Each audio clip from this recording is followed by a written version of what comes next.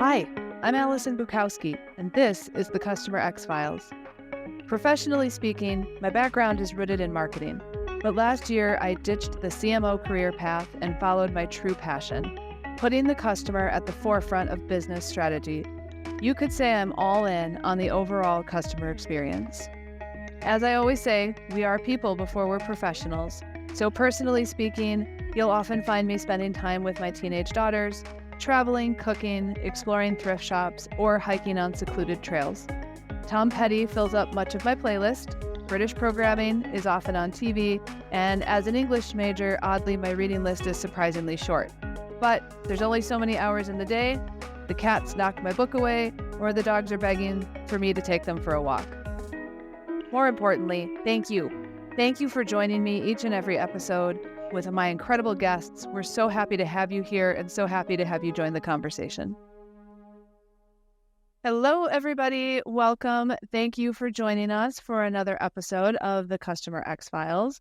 I think that this episode is a long time coming. Not only is it about content, which is a subject near and dear to my heart, but Daniel and I don't know how we haven't collaborated yet, Daniel, up to this point, but we're here. Better late than never, right? Mm-hmm. Exactly. And I would like to just take a moment and, of course, introduce yourself, both professionally and personally. But professionally speaking, Daniel is the head of customer and community marketing at Grafana Labs.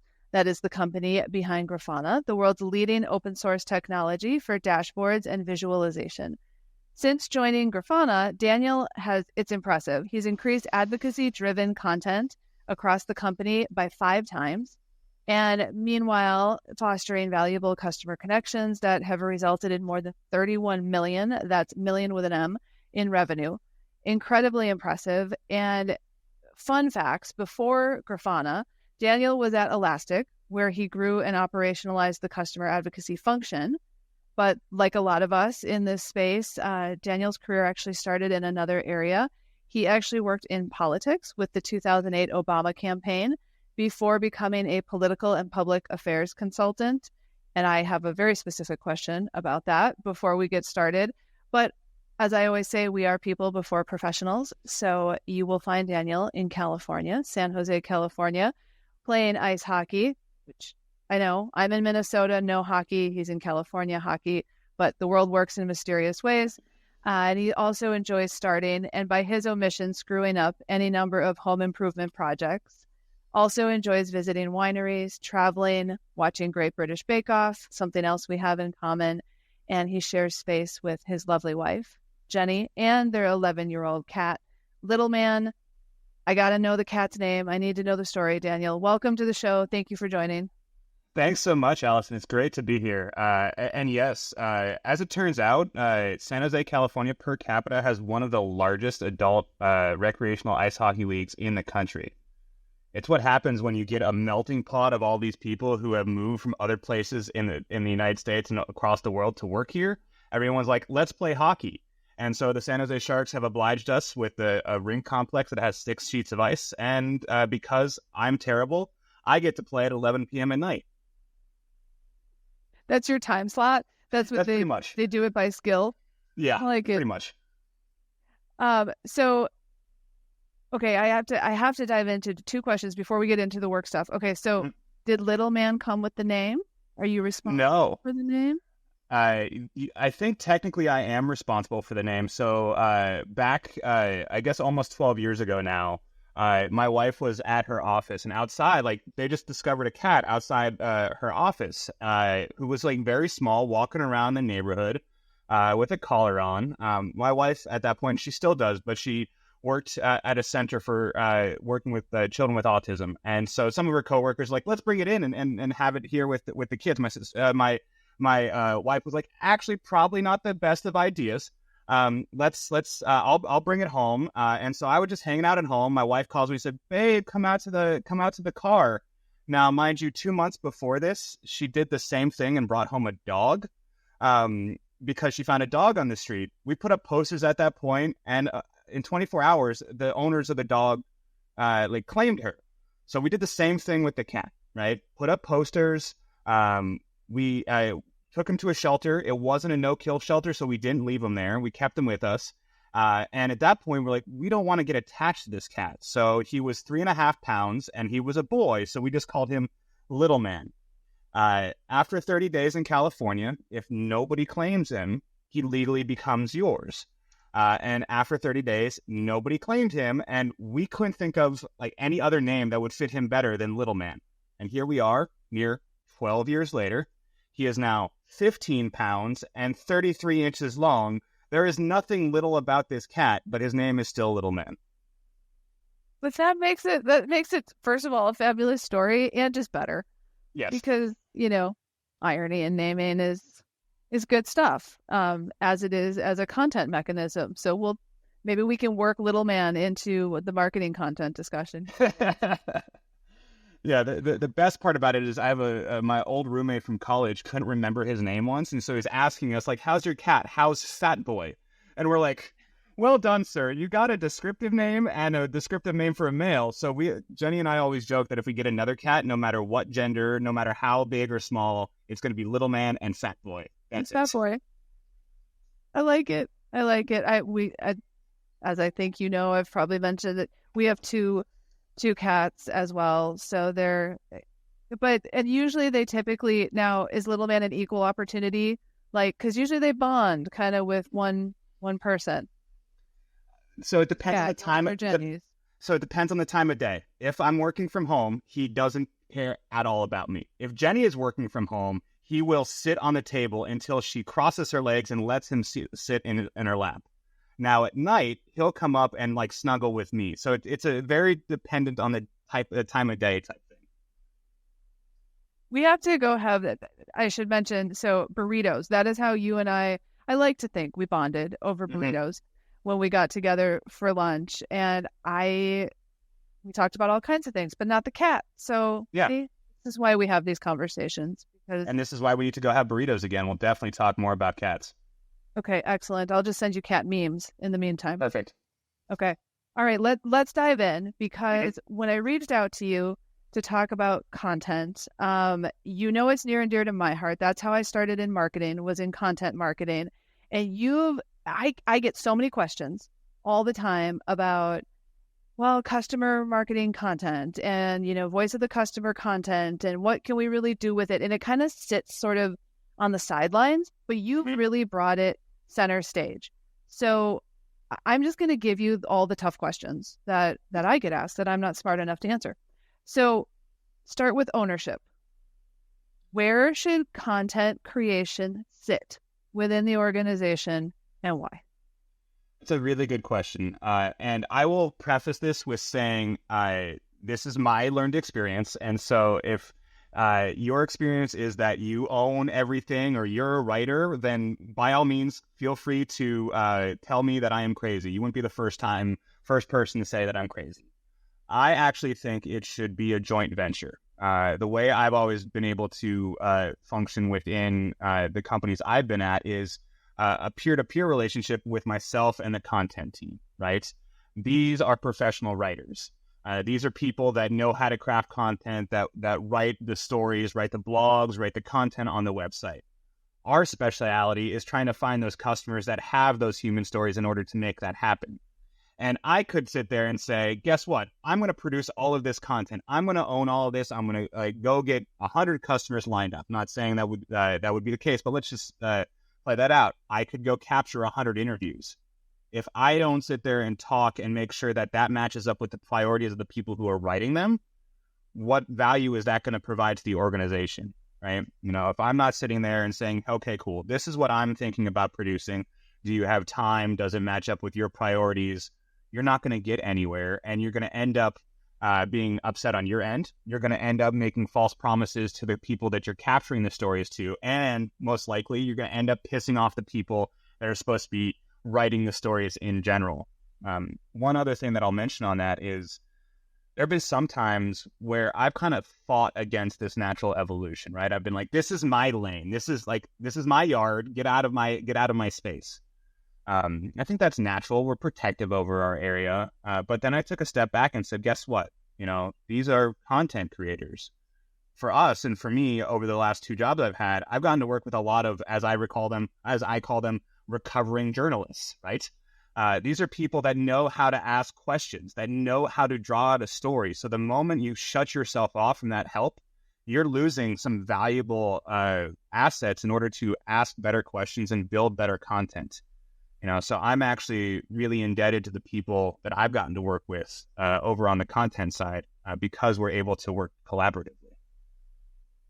I really like that you called that out, and the collaboration is not only, it doesn't just mean we're working on something towards a shared goal, but also the exchange of experience and expertise that occurs because, everyone loves to say, hey, I want to learn from you. How can I, do this better?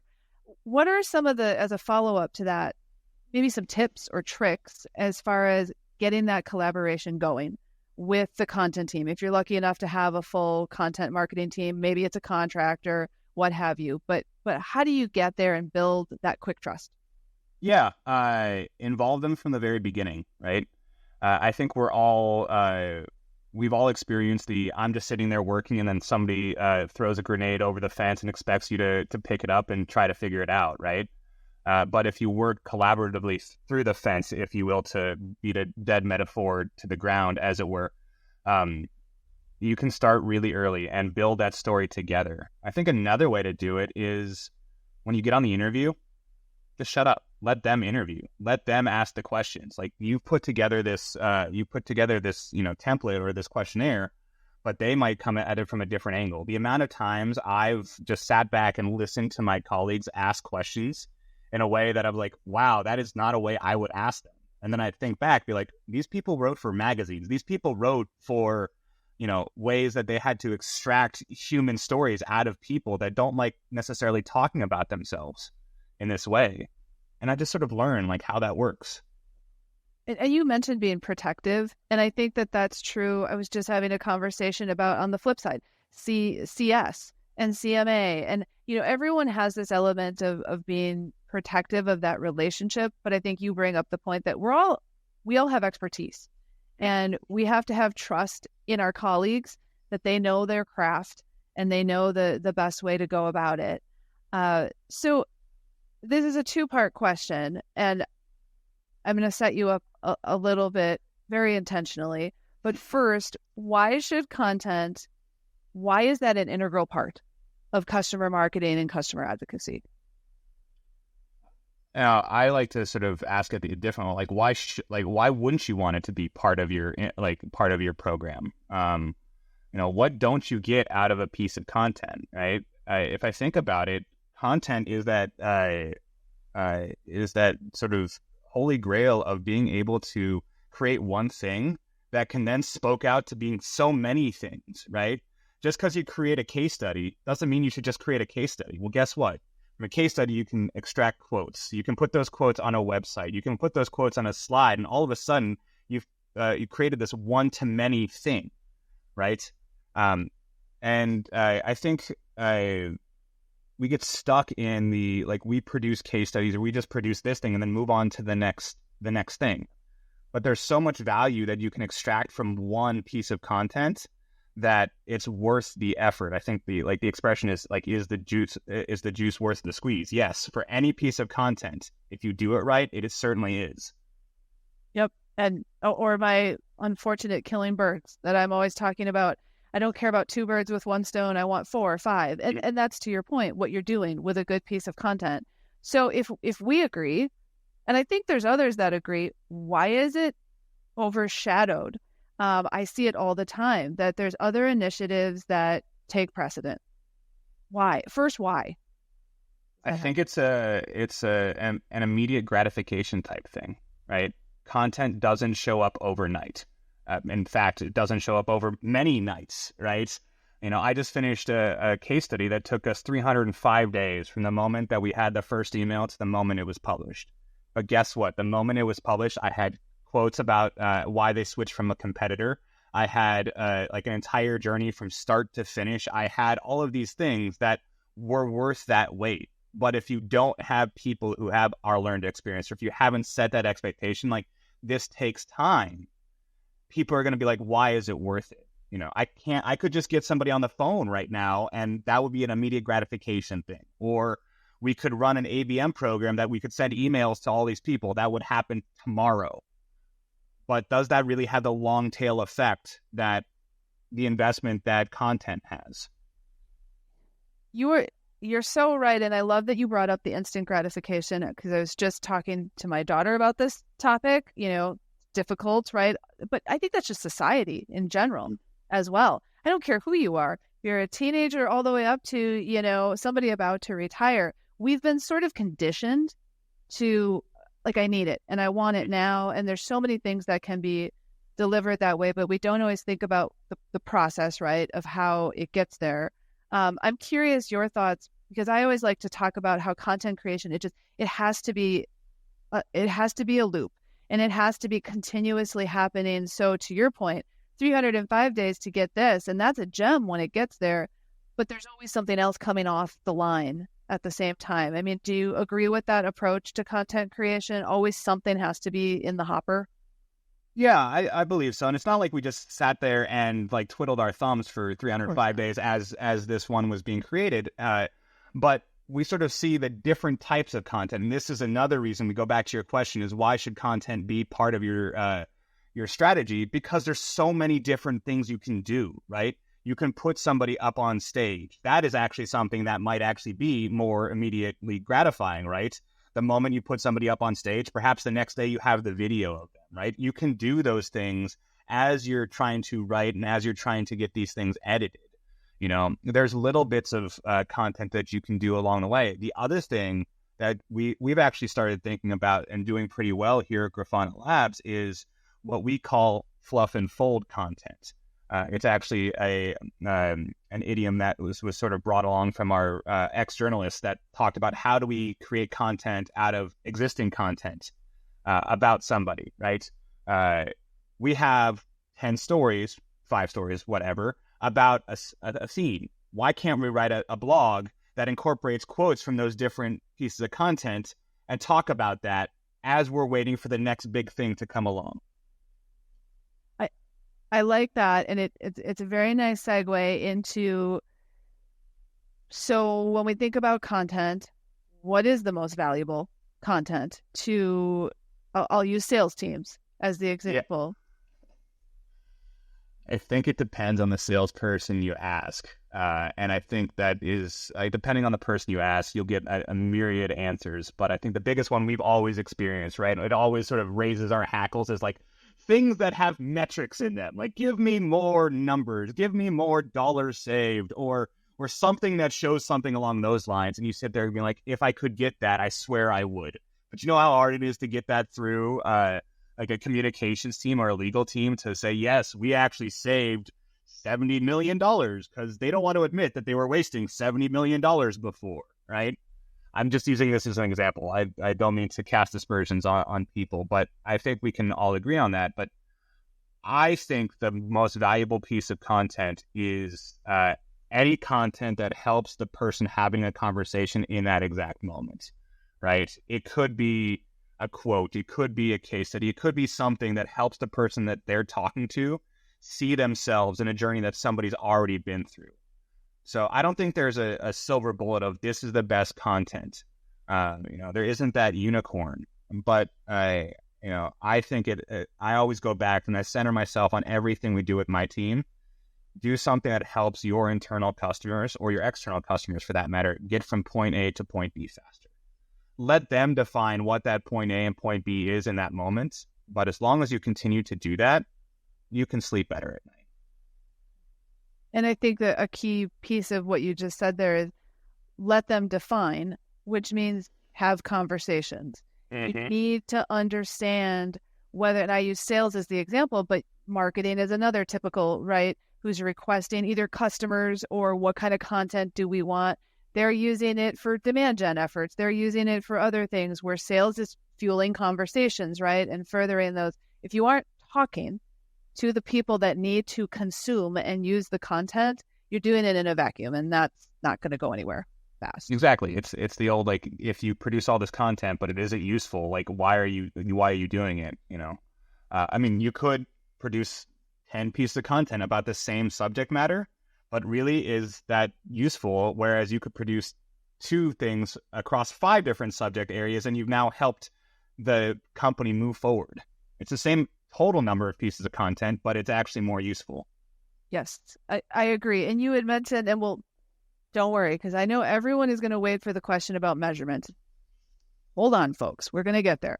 But before we get to that piece, you mentioned, is it meaningful? And you specifically did say internal and external customers. Mm-hmm. So you've created a lot of content and you've worked with a lot of customers.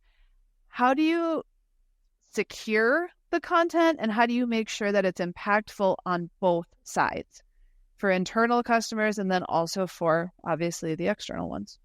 That's a really good question. I mean, how do we secure it? I think it's a relationship thing, right? We try to get into conversations with our customers or users, because we're an open source company. So it's important to tell those stories as early as possible, right? We actually want to be along for their journey and see how they're having these moments. And so then we can make that ask, hey, can we tell this story publicly at some point? And I think the other part here, and I talk about this with my team as well. I actually don't know how much we charge for things. And I've told my team, don't find out what we charge for things, because I never want my external customers to think that I'm trying to sell them anything. I'm trying to sell them on their story, on the fact that they've brought value to their organization, that they've brought value to themselves. And that's why we tell their story. It's getting harder and harder to not know how much we charge for things, because obviously people put stuff on the website. But that's the idea, is I never want to come off as I am selling you something. No, I am selling you yourself. You are great at what you do, and we should share this with the masses. I like that. I also share that philosophy, but it is very difficult to not have line of sight into that. But I will be the first, and I always have in my career. I'm not in sales for a reason. There's a I wouldn't be good at it. But the second part of it is that I'm interested in elevating you. And that could be someone on my marketing team. It also could just be a customer. So I like that you're selling yourself. That's great. That's going to end up on the quote nugget board. Don't worry. Capture that one. So we're creating this content, and we have, multi-use content, making sure that it's meaningful. So now I will ask the magic question, and we can go a few different directions. How do you show the impact of the content and know that it's actually useful? Yeah, that's a great question. And you could you could showcase this content was shared in this deal. In fact, we're point of reference customers. Reference Edge has a tool where you can send out content and it can attach to an opportunity. You could be like, yes, my content affected X amount of dollars on this, right? I think throughout my years, I've sort of become less and less naive when it comes to no one piece of content.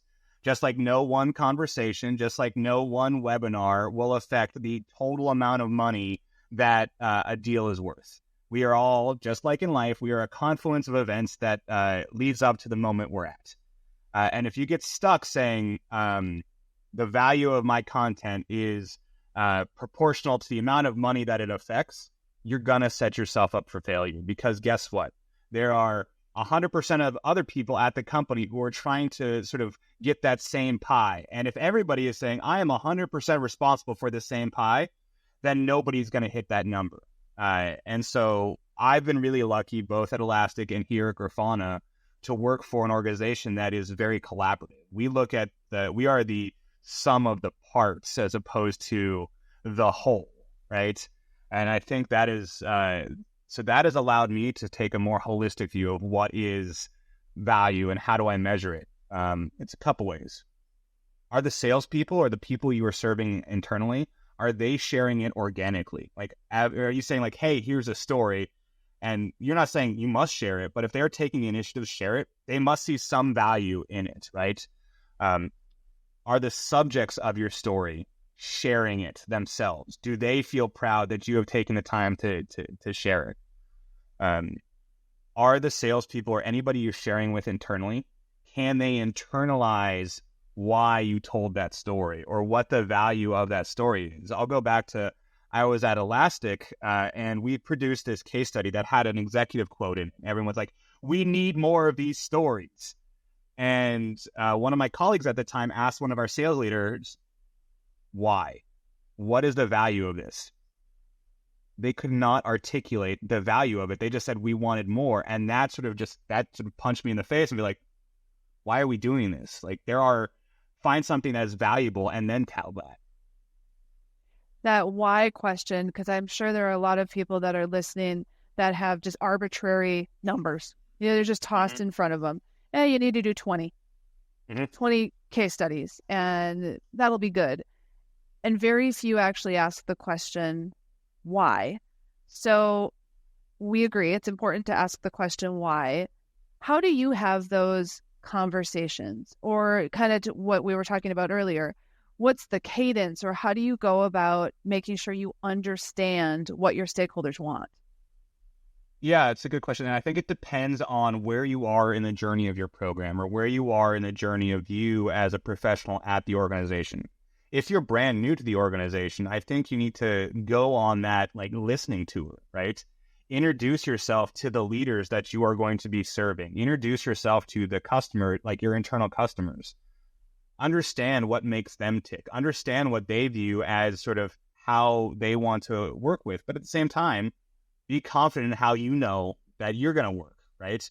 What value can you provide? And if you come in and say, hey, the value of customer marketing, the value of customer advocacy is to do X, and you're confident about that, what that X is. And I'm purposely using a variable because there is no one right answer.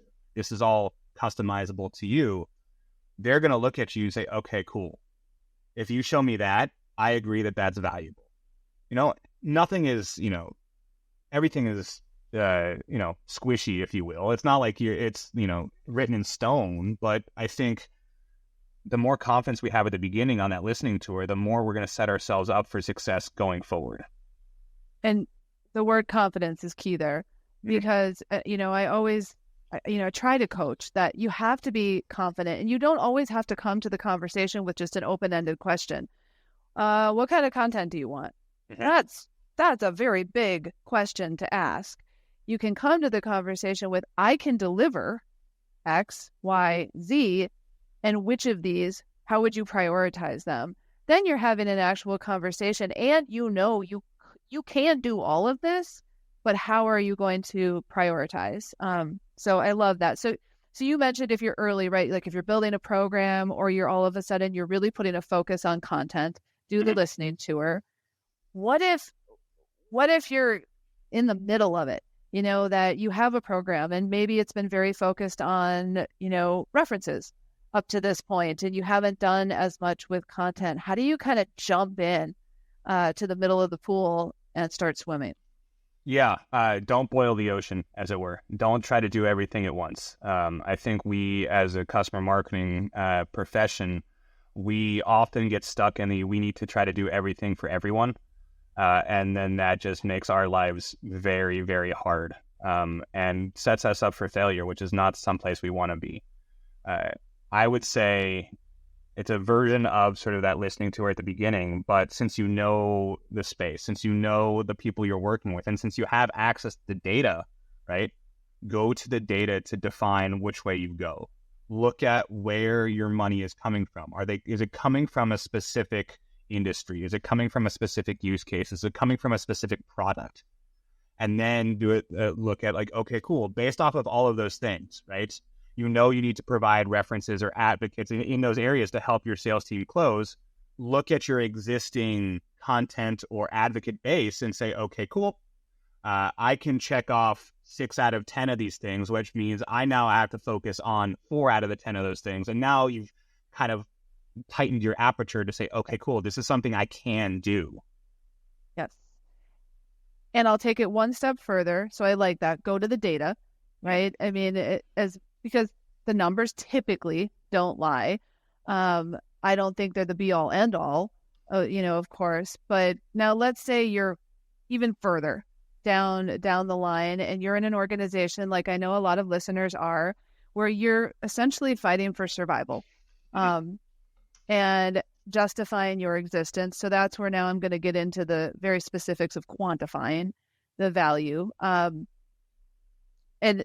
I'll even put a disclaimer out there that I'm a big believer in revenue influence. And you mentioned that earlier. This is a collaborative effort. But when you actually have to have a dashboard and put some numbers around it, what has been helpful for you? Yeah, I like to look at, revenue influence is nice, cool. It makes me feel good. I mean, it's the reason I put it in the bio you so nicely introduced me with, right? That's kind of cool to say. I mean, I wish I saw some commission on that, but that's a whole other conversation for a different day. We're not in sales, though. We can't have. This is true. This is true. I look at and what I sort of show off are deal velocity when it comes to people, not necessarily when content is used. I show it when people engage with us to produce content. I can actually see that when somebody, if we publish something, from the moment we publish it going forward, their deal velocity is quicker, or they've spent more money with us. Now, again, that isn't necessarily, and so that would be net dollar retention if we're using the correct terminology, right? That's not the sole reason, but it sure as hell is a reason that we provided a good experience. We allowed them to share their story. We allowed them to then take that story to their boss and look at what we did. We should spend more money with these people. So the net dollar retention, the deal velocity, those types of things can show value of our program in a way that it doesn't, like the way that like money influence, like total money influence doesn't. I have to ask because you brought up CX. I mean, it was a passing mention of customer experience, but do you factor that in? Because a lot of times what I find is with content creation, it's one and done, and then it's sort of forgotten about. I think that's a mistake. I would love your thoughts on that. And if you agree, how do you not fall into that trap? Yeah, I'm not the best person to ask about that because I too struggle with like going back and like continuing to update things, right? Like not necessarily because I've moved on to the next best thing or the next shiny thing.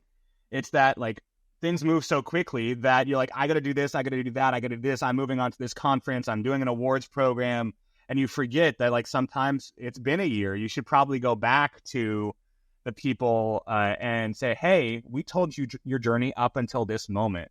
What's happened the next year? It's funny because I often, when we're prepping speakers to give talks at our conferences, the last slide that I always tell them to put in there is like, hey, if I asked you back here a year from now, what would you want to be able to say? And that's sort of the next steps. How many times have I actually gone back to a person a year from now and actually asked them? I can probably count on one hand, so I should probably learn from my own like recommendations, but it's hard, you know? Okay, I'm raising my hand and I'm saying I'm guilty as well. And sometimes I talk about things. I was like, yeah, that's really good. And that should be done. It doesn't mean, or maybe I did it a couple of times successfully, but I haven't put it into practice. But that's actually, I love that. I love that question of where do you want to be in a year? I would love that just be baked into everybody's content strategy. Mm-hmm. You know, if you get a story to ask that question, and then I think there is, to your point, there's some discipline involved in that as well. Like there's some operational discipline when it comes to content. And are we kind of auditing ourselves and our content and making sure it doesn't get stale or we're going back to customers? I think also just part of the customer experience as well with those touch points, it's nice to have. So I've been thinking a lot about that, not surprising, you know, focusing now on exclusively on customer experience. And I need to, I don't know, drink. I don't want to eat your own dog food. I drink my own champagne. That's what we're going to be doing. But I think that I love that idea about speakers. And then how can you ask that question and then you have an immediate like touch point. You can go back to them again, and it's not brand new. It's, hey, remember remember us, we had this conversation. So I like that a lot. What about, so we've talked a little bit about quantifying and qualifying. How do you kind of navigate the squishy? That was your word, and I like that. The gray area of being able to deliver both and then do it to leadership. Yeah. I will also preface this with saying I did not do a great job in my first iteration of being a customer marketer, right? Of not only being okay with the squishy, but showcasing the value to leadership. I think, again, we have to be good at setting expectation, be like, it takes time to do these things. But be very prescriptive about how we talk about what we're doing, right? How we present the value from our stories. So every time our team produces a story, whether it's written or it goes on stage, and we share it with the sales team, right? We say, here's the reason why you should care about it. And we provide them 3 to 4 bullet points and say, this is why you should care. It reduces MTTR. It's about a competitor. It actually is a direct result of you asking us for more content in this area. And so we try to make sure that anytime we talk to them, it becomes valuable to them, because if they're listening to us, they're not actually doing their job, right? Their job is to sell things. Their job is to qualify deals. Their job is to build technical architecture and help our customers see what the art of the possible is. So we better give them a good reason to stop doing that, pay attention to us, internalize our stories, and then go forth and conquer. I love that. What would you offer up as advice, specifically in the content realm, since that's what we've been talking about, to other CMA professionals that, and let's just use the typical scenario these days, which is I have 55,000 things that are on my plate. What's a piece of advice that is really actionable and tangible? Hey.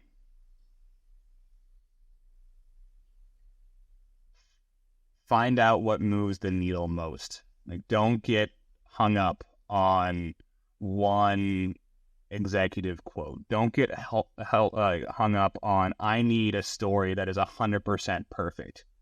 Because just like we started this conversation where I said, this is my learned experience, that means that nobody else here is going to listen to it and say, guess what, Daniel? I agree, and I've experienced 100% of the things that you are doing. But hopefully they've heard 75, 80% of the things that I've talked about, and they're like, I see myself in that. I can understand that. And if we hold ourselves as customer marketers to saying we must tell the 100% story every time to everybody, fulfilling 100% of every request, we're going to fail. But if you can deliver on 80, 75, 70% of the things that people are asking for, somebody's going to be like, guess what? I see myself in that. I can understand that. This gives me enough to fulfill the next step, right? Just like we're not 100% responsible for that 31 point whatever million dollars, we shouldn't be responsible for 100% of what the people that are asking us for to supply them for the next step. And if we hold ourselves to that, we're just going to end up running ourselves into the ground. That's good. That's solid advice. And I have one more question for you, because professionals thing, and I'm putting you on the spot a little bit here, but I'm Little Man the cat, mm-hmm. and you have a background in political affairs. I would like to know what being a cat dad, and also what having a background in politics, what each of those things has taught you in your current career as a CMA professional. Yeah, politics and beyond. Just I went to college as an American history and American politics major, and I think part of it is a lot of the same political messaging, right? A lot of the same way that you try to convince people that this is the right way to go can be used as ways we talk to customers to get them to present or get them to make arguments for why they should use your software, right? It's all about extracting out the why. Like, why do you support us? Why do you want to invest your time and money or whatever in this one service or this one candidate or this one initiative? I mean, it's different because we're not talking about voting for the leader of the free world or, or change you can believe in, right? All of those things from that we've probably forgotten from 2008. But this is change within their own world. This is like advocating for themselves and getting them out of that sort of like, I'm scared bubble to I am now empowered to talk about these things. That's sort of the political angle. Also, I would even say politics is a long game, right? There is very little immediate gratification when it comes to politics, unless you join the day before election day and you quit the day after election day. Like that's, and who are we kidding? In California, it takes 28 days to count votes anyway, so it's going to take a while. Well, it's like you can't become a fan of a sports team one day before the Super Bowl or the Stanley Cup and then be like, look at me, I've been no.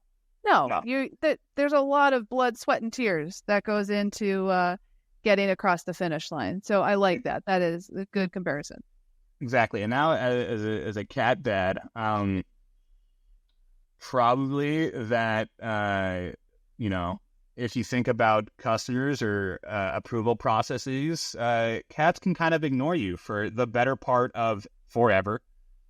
And then pop up when they're like, I'm here, I want attention. And you have to take advantage of that one moment and be like, okay, cool. Let's figure out what exactly you need in this one moment. And that can actually and then like, if you do that and you get your purrs, you get your face snuggles, you're like, oh my God, this is the best thing ever. And then that kind of satisfies you and satiates you until the next time they stop ignoring you. You didn't know I was going to ask that question. And I'm going to go out on a limb and guess no one's asked that question of you before. Never. But that was just perfection in answer format. Customers are like cats. And now there's going to be a whole thing. And I'm just going to tag you on it repeatedly on social and just be like, yep, hashtag customers are cats. Nothing else comes out of this conversation. Customers are cats will be my enduring legacy. Customers are cat. We could put content into there and get the triple alliteration to make the English major and me happy. All right. I will work on that. That'll be my takeaway from my homework from today's assignment. But beyond that, there are far more takeaways. Thank you very much for taking time out of what I know is a busy schedule and having these conversations. Hopefully it's okay if people listen and maybe you're a nice guy if they reach out, if they have questions or something on LinkedIn. Are you all right with that? Because I think it's going to happen. Yeah, I'm happy to. I will only preface this with I may take a little bit of time to get back to you because I got a family vacation coming up next week. And in April, my dad and I are going to get to experience going to Scotland to play golf for 2 weeks. So I'm kind of just going off the grid. But other than that, I am more than happy to talk about content, cats, politics, hockey, really anything else that helps anybody. Burritos, yeah. Like I said, anything that helps anybody get from point A to point B faster, I'm here to talk about.